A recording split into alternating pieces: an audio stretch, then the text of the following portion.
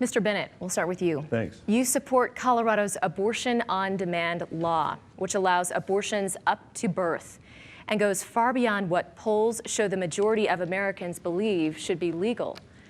Would you like to see a national standard like Colorado's, or should individual states be able to restrict abortion to certain points, and why? Colorado has rejected abortion bans over and over again, and only 1% of the abortions in our state and in this country are late-term abortions.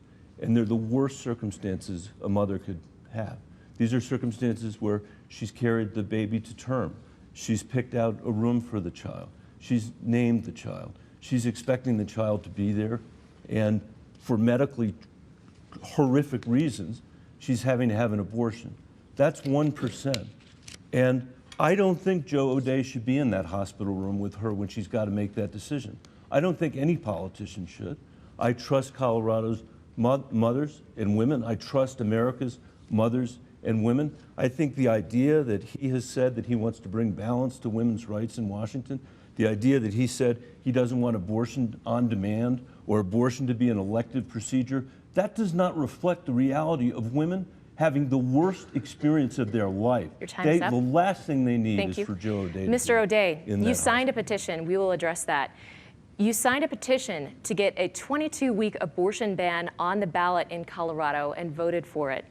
The only exception would have been the life of the mother. You now say you would support a ban on abortion after 20 weeks, with exceptions for rape and incest, in addition to the health of the mother. You said you wanted to go to the Senate to, quote unquote, bring balance to women's rights. What exactly did you mean by that statement? Well, I've been consistent. I can't vote for late-term abortion. I believe women's health rights are paramount.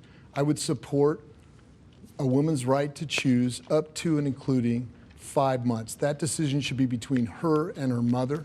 After that, for the exceptions of rape, incest, life of the mother, medical exception, that too should be between a woman and her doctor, that decision. Michael Bennet, on the other hand, he has voted for abortion up to and including the moment of birth, and he wants to use taxpayer funding to pay for it. To me, that's extreme. Mr. Bennet. Could I just mention one other thing? 15 seconds to close it up. This is another place where my position is aligned with Colorado's position, and Joe O'Dea's position is completely unaligned with Colorado. You made that point at the beginning.